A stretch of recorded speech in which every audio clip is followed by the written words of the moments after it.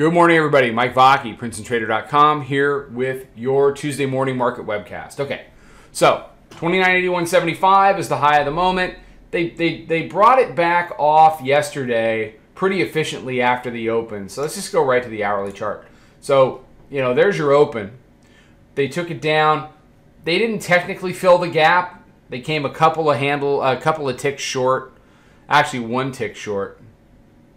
Yeah, one tick short of filling the gap. So for me, they filled the gap.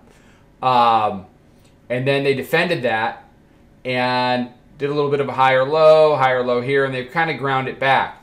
What the bears need to do is to hold this area, call it 72, as resistance, try to break the gap fill, move down into weekly pivot.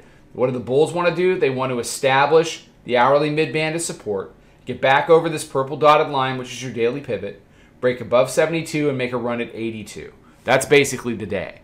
So as we open up in about a half an hour. You've got volume weighted average price coming in at 66. You've got hourly midband locked up with that at 66. We've got our proprietary moving average at 65 and change, 5-minute midband at 65 and change. So 65, 66 is going to be your bull bear line off of the open. You want to be long above it, in my opinion. You want to be short below it. Right now, we are long from 60 half.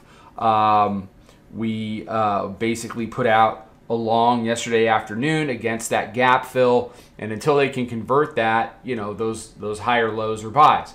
So 72 brings 82. A break of 60 should open up 55, and below 55 opens up the weekly pivot at 43.44. All right, just a quick one today. We open in a half an hour. Take care. More stuff out on social. Check it out. Trade them well. I'll talk to you soon. Follow us over on Twitter, Instagram, and Snapchat at Princeton Trader. Check us out on Facebook and join us for a free trial at www.princetontrader.com. Trade them well.